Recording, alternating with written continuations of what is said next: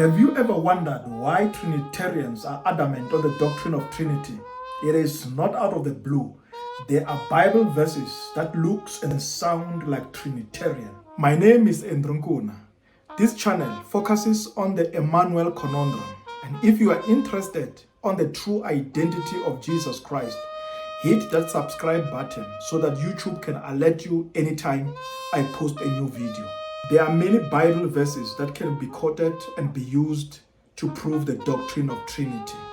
But today, we are going to look at only 5 of them. The last one is mind-blowing. Please watch until the end and share with us which one do you think is proof enough for the Trinity doctrine. This most popular doctrine in the Christian cycles states that God is triune in nature. There is one God who exists in 3 distinct persons: the Father, the Son, and the Holy Spirit. Without any further ado, verse number 1. Deuteronomy 6, verse number 4. Hear, O Israel, the Lord our God, the Lord is one. This verse is called the Shema from the Hebrew word hear. This is the verse that all Christians, Trinitarians, Unitarians, and oneness theologians agree on, that there is but one God. So here we agree that there is one God, no Trinity introduced yet. What is your take? Verse number 2, John chapter number 1, verse number 1 and 14. In the beginning was the Word, and the Word was with God, and the Word was God. Verse number 14.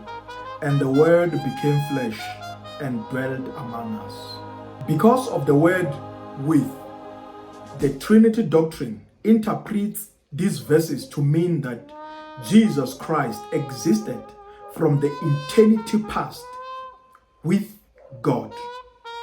Jesus with God.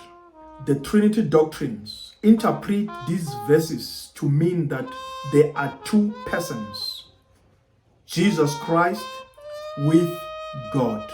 Using the same principles, if God is triune in nature, the Father, the Son, who is Jesus Christ, and the Holy Spirit, it will mean that Jesus was with himself. Not to be sarcastic, but then we can say Jesus Christ is one, but exists in 2 distinct something. Interpreting John 1 and 14 to mean Trinity is just a misunderstanding of the scriptures and pure assumptions.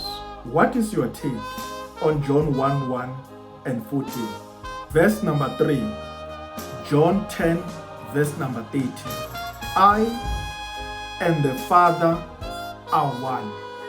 According to the Trinity doctrine, I and the Father implies that there is more than one person in the Godhead, but one means that there is one being.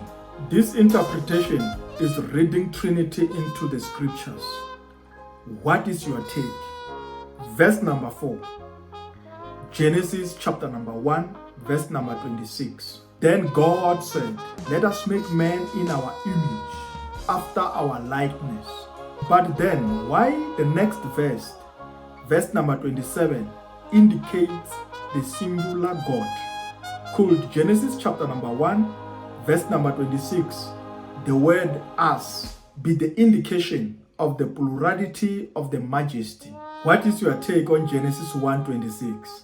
Verse number 5, Matthew chapter number 28, verse number 19. Go therefore and make disciples of all nations, baptizing them in the name of the Father, of the Son, and of the Holy Spirit. There we have it, the 3 persons of the Godhead, the Father, the Son, and the Holy Spirit. However, these have got one name, which according to Acts chapter number 2, verse number 28, is Jesus Christ.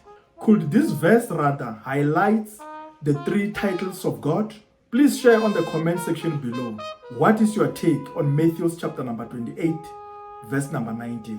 Until next time, God bless you.